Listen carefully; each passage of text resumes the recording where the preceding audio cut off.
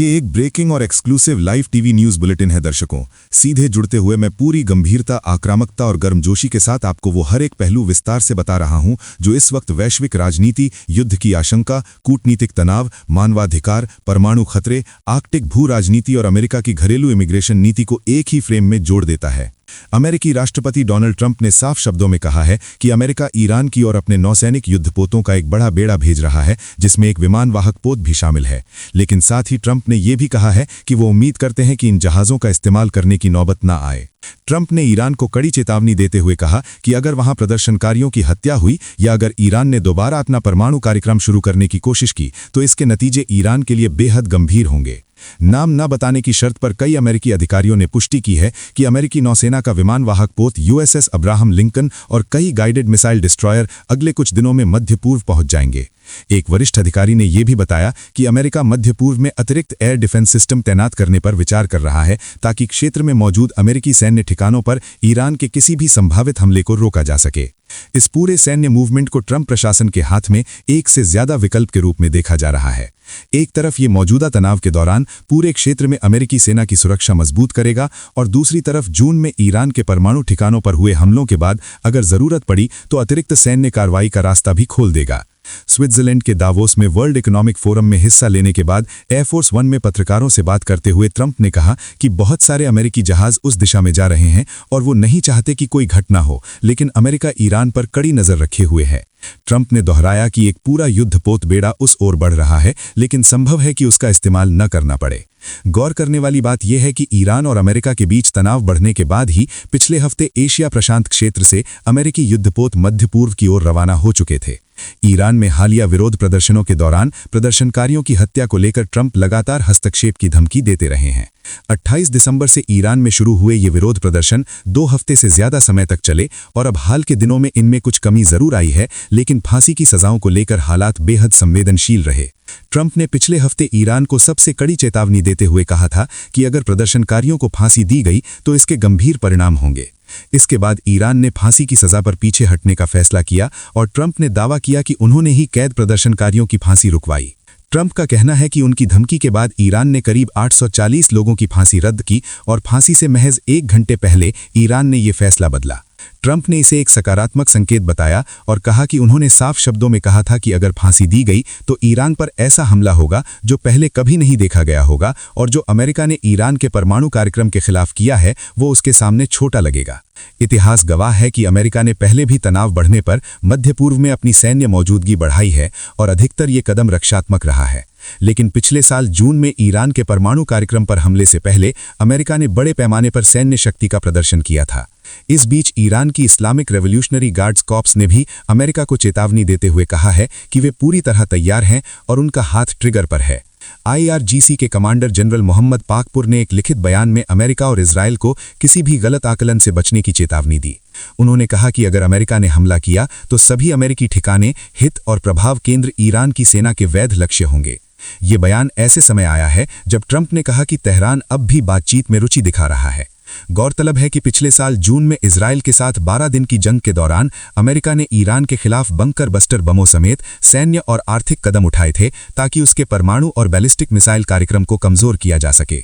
Davos से लौटते समय ट्रंप ने कहा कि अमेरिका किसी भी स्थिति के लिए तैयार रहने के लिए एक विशाल नौसैनिक बेड़ा खाड़ी क्षेत्र की ओर भेज रहा है। इससे पहले ट्रंप ने चेतावनी दी थी कि अगर उनके जीवन पर ईरान की ओर से कोई हमला हुआ तो अमेरिका ईरान को दुनिया के नक्शे से मिटा देगा। इसके जवाब में IRGC ने कहा कि ईरान पहले से कहीं ज्यादा तैयार है और सर्वोच्च नेता के आदेशों को लागू करने के लिए उनकी उंगली ट्रिगर पर है। इसी दावोस सम्मेलन में ट्रंप ने एक और बड़ा विवाद खड़ा किया जब उन्होंने ग्रीनलैंड को लेकर अपनी जिद दोहराई, लेकिन पहली बार कहा कि अमेरिका इसे बलपूर्वक नहीं बल्कि टैरिफ आधारित बातचीत के जरिए हासिल करना चाहता है। ट्रंप ने कहा कि अमेरिका, रूस और चीन के बीच रणनीतिक स्थिति के कारण ग्रीनलैंड बेहद अहम है, लेकिन अपने भाषण के दौरान उन्होंने ये दावा कर दिया कि द्वितीय विश्व युद्ध के बाद अमेरिका ने ग्रीनलैंड को डेनमार्क को वापस कर दिया था, जिसे इतिहासकारों और फैक्ट चेकर्स ने गलत बताया। असल में अमेरिका ने कभी ग्रीनलैंड की संप्रभुता नहीं रखी थी और 1933 से अंतर्राष्ट्रीय अदालत के फैसले के अनुसार ग्रीनलैंड डेनमार्क का अभिन्न हिस्सा है।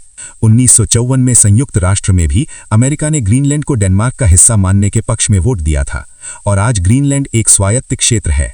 ट्रंप के भाषण में भ्रम तब और बढ़ गया जब उन्होंने बार बार ग्रीनलैंड की जगह आइसलैंड का नाम लिया और यहां तक कह दिया कि आइसलैंड की वजह से अमेरिकी शेयर बाजार गिरा है, जबकि आइसलैंड को लेकर उन्होंने पहले कोई टिप्पणी नहीं की थी।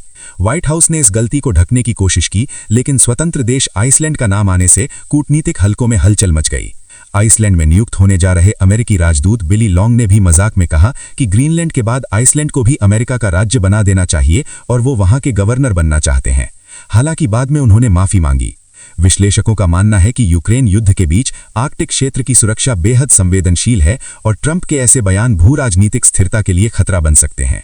अब बात करते हैं अमेरिका के अंदरूनी हालात की, जहां मिनेसोटा के मिनियापोलिस शहर में 37 साल की रिनी निकोल गुड की मौत ने देश को हिला दिया है। रिनी को इमिग्रेशन एंड कस्टम्स एनफोर्समेंट यानी आईसीई के एक एजेंट ने गोली मार दी, जिसके बाद देश भर में आईसीई के खिलाफ गुस्सा फूट पड़ा। ट्रंप के जनवरी 2025 में दूसरी बार सत्ता में आने के बाद आईसीई की कार्रवाइयां तेज हो गई हैं और हजारों लोगों को गिरफ्तार किया गया है। जिस तरीके से आईसीई गिरफ्तारियां कर रहा है, उसे लेकर नागरिकों में भारी नाराजगी है और कई जगह टकराव की स्थिति बन चुकी है। आईसीई की स्थापना 2002 में होमलैंड सिक्योरिटी विभाग के तहत हुई थी और इसका मकसद इमिग्रेशन कानूनों को लागू करना और अवैध प्रवासन से जुड़े मामलों की जांच करना था। आईसीई के पास लोगों को रोकने, हिरासत में लेने और गिरफ्तारी का अधिकार है, लेकिन किसी घर में घुसने के लिए वारंट जरूरी होता है। अगर कोई अमेरिकी नागरिक गिरफ्तारी में बाधा डालता है या एजेंट पर हमला करता है तो उसे भी हिरासत में लिया जा सकता है।